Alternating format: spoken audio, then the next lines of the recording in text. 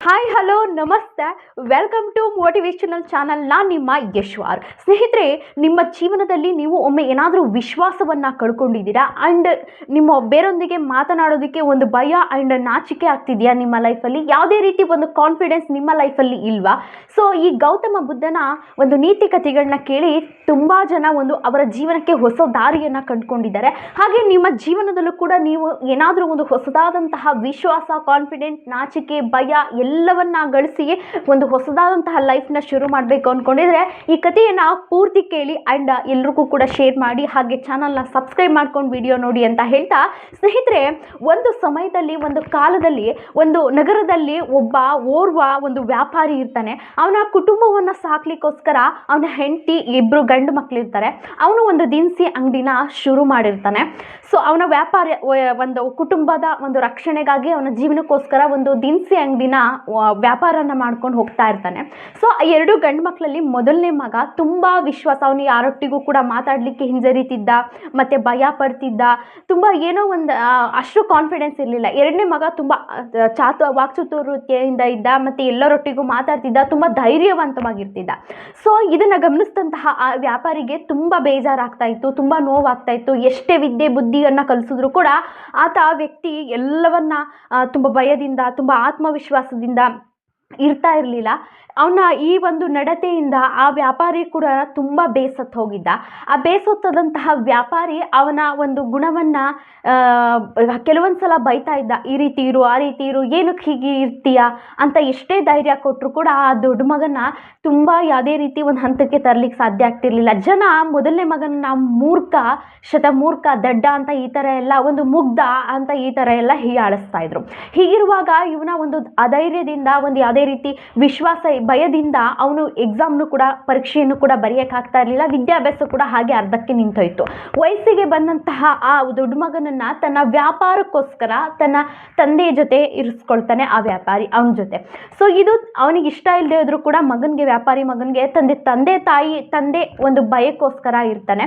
ಒಂದು ದಿನ ಹೀಗೆ ಸಿಟಿಗೆ, ನಗರಕ್ಕೆ ಏನೋ ಕೆಲಸದ ಮೇಲೆ ವ್ಯಾಪಾರಿ ಹೋಗ್ತಾನೆ. ಆ ವ್ಯಾಪಾರಿ ಮಗನ ತನ್ನ ಅಂಗಡಿನಲ್ಲಿ ಜವಾಬ್ದಾರಿ ವಹಿಸಿ ಹೋಗಿರ್ತಾನೆ. ಒಂದಷ್ಟು ಜನ ಯಾರೋ ಬರ್ತಾರೆ, ಒಂದು 4-5 ಜನ. ನೋಡಪ್ಪ, ಇವಾಗ ನಿಮ್ಮ ತಂದೆ ನಮಗೆ ಸಿಟಿಗೆ ಇಷ್ಟು ಸಾಮಾನನ್ನೆಲ್ಲ ತೊಗೊಂಡು ಬರೋದಕ್ಕೆ ಹೇಳಿದ್ದಾರೆ, ನೀನು ಇಷ್ಟು ಸಾಮಾನನ್ನು ನೀನು ಕೊಡಲೇಬೇಕು ಇವಾಗ ಅಂತ ಹೇಳ್ತಾರೆ. ಆ ವ್ಯಾಪಾರಿ ಮಗ ಆ ಜನಗಳ ಹತ್ರ ಬೇಡ, ಏನಕ್ಕೆ ಅಂತ ಹೇಳೋಷ್ಟು ಧೈರ್ಯ ಮಾಡೋಷ್ಟರಲ್ಲಿ ಇದ್ದಂತಹ 2 ಜನರು ಬಂದು ಅಂಗಡಿಯಲ್ಲಿ ಇದ್ದಂತಹ ಸಾಮಾನನ್ನೆಲ್ಲ ತಗೊಂಡು ಹೋಗ್ತಾರೆ. ಸೊ ಅವನು ಒಂದು ಕ್ಷಣ ಯೋಚನೆ ಮಾಡ್ತಾನೆ, ನಮ್ಮಪ್ಪನೇ ಹೇಳಿದ್ದಾರೆ, ಆಕಸ್ಮಿಕ ನಾನು ಏನಾದರೂ ಇಷ್ಟು ದಿನಸಿನ ನಾನು ಕೊಡಲ್ಲ ಅಂತ ಅಂದಿದ್ರೆ ನಮ್ಮಪ್ಪ ನನ್ನ ಬಗ್ಗೆ ಬೇಜಾರು ಮಾಡ್ಕೊಳ್ತಿದ್ರು ಅಂತ ಸುಮ್ಮನಾಗ್ತಾನೆ. ಸೊ ಸ್ವಲ್ಪ ಸಮಯದ ನಂತರ ಆ ತಂದೆ ಬರ್ತಾನೆ ಸಿಟಿಯಿಂದ. ಮಗನನ್ನ ಕೇಳ್ತಾನೆ, ಏನಾಯಿತು, ಸಾಮಾನೆಲ್ಲ ಖಾಲಿ ಅಂಗಡಿ ಇದೆ, ಏನಾಯಿತು ಅಂದಾಗ, ಅಪ್ಪ ಹೀಗೆ ಸ್ವಲ್ಪ ಜನ ಬಂದರು, ನೀವೇ ಕಳಿಸಿದ್ರಂತೆ, ಇಷ್ಟನ್ನೆಲ್ಲ ಸಾಮಾನು ನಿಮ್ಮಪ್ಪ ಸಿಟಿಗೆ ತೊಗೊಂಡು ಬರೋದಕ್ಕೆ ಹೇಳಿದ್ರು ಅಂತ ಆ ಮಗ ಹೇಳ್ತಾನೆ ವ್ಯಾಪಾರಿಗೆ. ಶತಮೂರ್ಖ, ನೀನು ಮುಟ್ಟಾಳ, ನಿನಗೆ ಟೋಪಿ ಹಾಕಿ ಎಲ್ಲವನ್ನ ತೊಗೊಂಡು ಹೋಗಿದ್ದಾರೆ, ನೀನು ಯಾವ ಕೆಲಸನೂ ಕೂಡ ಸರಿಯಾಗಿ ಮಾಡಲ್ಲ, ನೀನು ಜೀವನದಲ್ಲಿ ಉದ್ಧಾರನೇ ಆಗಲ್ಲ, ನೀನು ಯಾವತ್ತೂ ಕೂಡ ನನಗೆ ಮುಖನೇ ತೋರಿಸ್ಬಿಡ, ಹೊರಟೋಗು ಅಂತ ಹೇಳಿ ಹೋಗ್ತಾನೆ. ಆ ವ್ಯಾಪಾರಿ ಮಗನಿಗೆ ತುಂಬಾ ಬೇಜಾರಾಗುತ್ತೆ ಆ್ಯಂಡ್ ತುಂಬಾ ನೊಂದ್ಕೊಳ್ತಾನೆ. ಹಾಗೆ ಊರು ಜನ ಈ ಶತಮೂರ್ಖ, ಮುಟ್ಟಾಳ, ದಡ್ಡ ಅಂತ ಈ ರೀತಿ ಎಲ್ಲ ಬೈತಾ ಇರ್ತಾರೆ. ಅಸಫಲನಾಗ್ಬಿಟ್ಟೆ, ನಾನು ಯಾವುದೇ ರೀತಿ ಸಫಲನಾಗಕ್ಕೆ ಯೋಗ್ಯತೆ ಇಲ್ಲ, ಈ ಜನರ ಮಧ್ಯೆ ನಾನು ಮುಂದೆ ಹೆಜ್ಜೆ ಇಡಲಿಕ್ಕೆ ಸಾಧ್ಯ ಆಗಲ್ಲ ಅಂತ ಹೇಳಿಬಿಟ್ಟು ಆ ನಗರವನ್ನು ಬಿಟ್ಟು ದೂರ ಹೋಗ್ತಾನೆ. ಒಂದು ನದಿ ದಡದ ಮೇಲೆ ಕೂತ್ಕೊಂಡು ತುಂಬ ಅಳ್ತಾ ಯೋಚನೆ ಮಾಡ್ತಾ ಇರ್ತಾನೆ. ಆ ಸಮಯದಲ್ಲಿ ಅವನಿಗೂ ಒಂದು ಐಡಿಯಾ ಹೊಳೆಯುತ್ತೆ, ಈ ಆಳವಾದ ನೀರಿನಲ್ಲಿ ನಾನು ಸಾಯೋದೇ ಮೇಲ್, ಇಂತಹ ಜನಗಳ ಮಧ್ಯೆ ನನ್ನ ಒಂದು ನಾಚಿಕೆ ಸ್ವಭಾವದಿಂದ ಜೀವನದಲ್ಲಿ ಅಸಫಲನಾಗ್ಬಿಟ್ಟೆ, ಯಾವುದನ್ನು ಕೂಡ ನನಗೆ ಸಾಧಿಸೋದಕ್ಕೆ ಸಾಧ್ಯ ಇಲ್ಲ ಅಂತ ಹೇಳಿ ನದಿ ಒಳಗಡೆ ಸಾಯೋದಕ್ಕೆ ಮುಂದಾಗ್ತಾನೆ. ಸೊ ಆವಾಗ ಒಬ್ಬ ಬೌದ್ಧ ಭಿಕ್ಷು ಬಂದು ಆ ನದಿಯಿಂದ ಅವನನ್ನು ಎತ್ತು ಕಾಪಾಡ್ತಾನೆ. ತುಂಬ ಕೋಪದಿಂದನೇ ವ್ಯಾಪಾರಿ ಮಗ, ನನ್ನನ್ನು ಯಾಕೆ ಇಷ್ಟೊಂದು ಕಾಪಾಡಿದೆ, ನಾನು ಸಾಯಬೇಕು, ನಾನು ಅಸಫಲನಾಗಿದ್ದೇನೆ, ಜೀವನದಲ್ಲಿ ಬದುಕೋದಕ್ಕೆ ಸಾಧ್ಯನೇ ಇಲ್ಲ ನನಗೆ ಅಂತ ಆ ವ್ಯಕ್ತಿ ಆ ಬೌದ್ಧ ಭಿಕ್ಷುಕನಿಗೆ ಹೇಳ್ತಾನೆ, ವ್ಯಾಪಾರಿ ಮಗ. ಅದರ ಹೇಳಿದಾಗ, ನೀನು ಜೀವನ ಇರ್ತಕ್ಕಂತಹದ್ದು ಒಂದೇ ಜೀವನ, ನೀನು ಇವಾಗಲೇ ಎಲ್ಲವನ್ನ ಕಳ್ಕೊಬಿಟ್ರೆ ಬದುಕು ನೀನು ಏನು ಸಫಲನಾಗ್ತೀಯಾ ಅಂತ ಕೇಳ್ತಾನೆ. ನಾನು ತುಂಬ ನಾಚಿಕೆ ಸ್ವಭಾವ, ಭಯ, ನಾನು ಯಾರೊಂದಿಗೂ ಇರ್ಲಿಕ್ಕಾಗ್ತಿಲ್ಲ, ನನ್ನ ತಂದೆಗೆ ತುಂಬ ನಷ್ಟ ಮಾಡಿಬಿಟ್ಟಿದ್ದೀನಿ, ನಾನು ಸಾಯಲೇಬೇಕು ಬಿಡು ಅಂತ ಹೇಳ್ತಾನೆ. ಸೊ ಇದಕ್ಕೆಲ್ಲ ಪ್ರಶ್ನೆಗೆ ನಿನಗೆ ಉತ್ತರ ನನ್ನ ಗುರು ಹತ್ರ ಕೊಡಿಸ್ತೀನಿ ಹೋಗ್ತೀನಿ, ಆ ಗುರುನೊಂದಿಗೆ ಬಾ ನೀನು ಅಂತ ಕೇಳ್ತಾನೆ. ಇಲ್ಲ, ನಾನು ಇವಾಗಲೇ ಸಾಯಬೇಕು, ಬಿಟ್ಬಿಡು ನನ್ನನ್ನು ಅಂತ ಹೇಳಿ ವ್ಯಾಪಾರಿ ಮಗ ಕೇಳಿದಾಗ ಬೌದ್ಧ ಭಿಕ್ಷು ಅರ್ಥ ಮಾಡಿಸಿ ತನ್ನ ಗುರುವಿನೆಡೆಗೆ ಕರ್ಕೊಂಡು ಹೋಗ್ತಾ ಇರ್ತಾನೆ. ಸೊ ಕರ್ಕೊಂಡು ಹೋಗ್ತಾ ಇರ್ಬೇಕಾದ್ರೆ ಒಂದು ಮರದಡಿ ಗೌತಮ ಬುದ್ಧ ಧ್ಯಾನ ಮಾಡ್ತಾ ಕೂತಿರ್ತಾರೆ. ಸೊ ಈ ಬೌದ್ಧ ಭಿಕ್ಷು ಮತ್ತು ವ್ಯಾಪಾರಿ ಮಗ ಇಬ್ಬರು ಕೂಡ ಗೌತಮ ಬುದ್ಧರ ಹತ್ರ ಬಂದು ನಮಸ್ಕಾರವನ್ನು ಮಾಡ್ತಾರೆ. ಸೊ ಅಷ್ಟು ಜನ ಅಲ್ಲಿ ಶಿಷ್ಯಂದ್ರೆಲ್ಲ ಕೂತಿರ್ತಾರೆ. ಅಲ್ಲಿ ಕುತ್ಕೊಳ್ತಾನೆ ಈ ವ್ಯಾಪಾರಿ ಮಗ.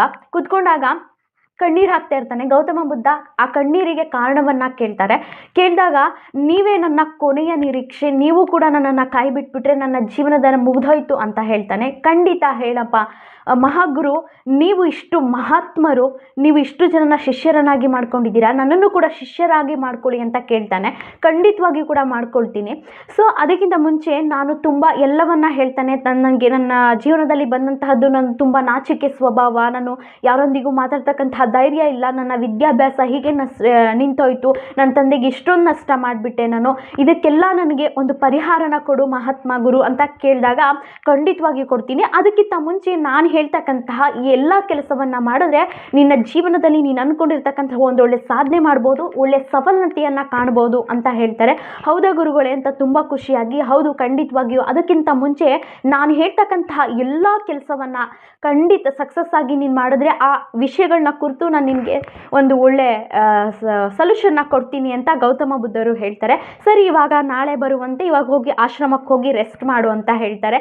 ಅವಾಗ ತದನಂತರ ಆಶ್ರಮಕ್ಕೆ ಹೋಗಿ ರೆಸ್ಟ್ ಮಾಡಿ ಮಾರನೇ ಬೆಳಗ್ಗೆಗೆ ಬುದ್ಧರ ಹತ್ರ ಬಂದು ನಮಸ್ಕಾರ ಮಾಡಿ ನಿಮ್ಮ ಕೆಲಸ ಮೊದಲನೇ ದಿನದ್ದು ಹೇಳಿ ಅಂತ ಕೇಳಿದಾಗ ನನ್ನ ಮೊದಲನೇ ಕೆಲಸ ಏನು ಅಂತ ಅಂದರೆ, ನೀನು ಅಪರಿಚಿತ 10 ಜನರ ಹೋಗಿ ಪರಿಚಯ ಮಾಡಿಕೊಂಡು ಅವರ ಹೆಸರನ್ನು ತಿಳ್ಕೊಂಡು ನೀನು ಬಂದು ನನಗೆ ಹೇಳಬೇಕು ಅಂತ ಹೇಳ್ತಾರೆ.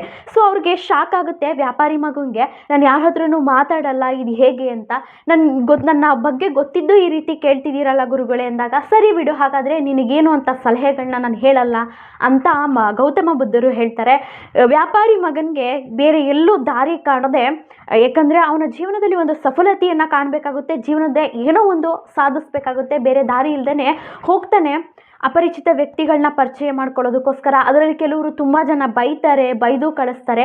ಆದರೂ ಕೂಡ ಒಂದು 10 ಜನನ ಹೆಸರನ್ನ ಪರಿಚಯ ಮಾಡಿಕೊಂಡು ಬಂದು ಸಂಜೆ ಆದಂತಹ ಕೆಲಸಗಳನ್ನೆಲ್ಲ ಗೌತಮ ಬುದ್ಧರ ಹತ್ರ ಬಂದು ಹೇಳಿದಾಗ ಅದರಲ್ಲೂ ತುಂಬ ಬೈತಾರೆ, ಅದರಲ್ಲೂ ಕೂಡ ಸ್ನೇಹಿತರು ಕೂಡ ಆಗ್ತಾರೆ. ತನ್ನ ಸಕ್ಸಸ್ ಆದಂತಹ ಕೆಲಸವನ್ನು ಗೌತಮ ಬುದ್ಧರ ಹತ್ರ ಬಂದು ಆ ವ್ಯಾಪಾರಿ ಮಗ ಹೇಳಿದಾಗ ಗೌತಮ ಬುದ್ಧರು ತುಂಬ ಖುಷಿ ಪಡ್ತಾರೆ. ನೀನು ತುಂಬ ಧೈರ್ಯವಂತ, ಸ್ವಲ್ಪ ಧೈರ್ಯ ಮಾಡು, ಎಲ್ಲವನ್ನ ಸಾಧಿಸ್ತೀಯ ಅಂತ ಹೇಳಿ ಕಳಿಸ್ತಾರೆ.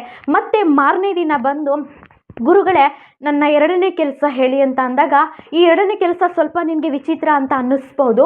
ಈ ಆಶ್ರಮದಲ್ಲಿರ್ತಕ್ಕಂತಹ ಮಕ್ಕಳಿಗೆ ನೀನು ಒಂದು 10 ನಿಮಿಷ ಈ ನೀರಿನ ಬಗ್ಗೆ ಭಾಷಣ ಮಾಡು ಅಂತ ಹೇಳ್ತಾರೆ. ಒಂದು ಕ್ಷಣ ತಬ್ಬಿಬ್ಬಾಗ್ಬಿಡ್ತಾನೆ ಆ ವ್ಯಾಪಾರಿ ಮಗ.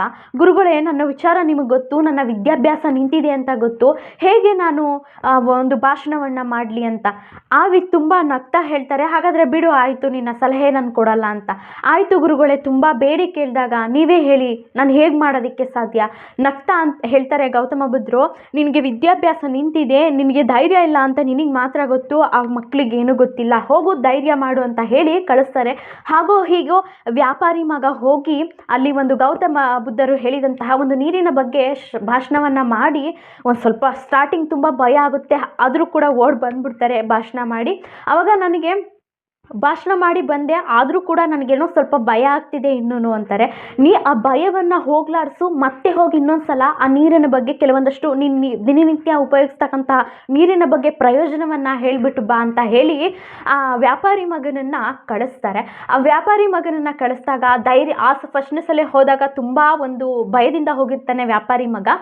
ಸೆಕೆಂಡ್ನೇ ಸಲ ಬೆಟರ್ ದೆನ್ ಯಾವುದೇ ರೀತಿ ಅಂಜಿಕೆ ಇಲ್ಲದೇ ಹೋಗಿ ಭಾಷಣವನ್ನು ಮಾಡಿ ನೀರಿನ ಬಗ್ಗೆ ಹೇಳಿ ಬರ್ತಾನೆ.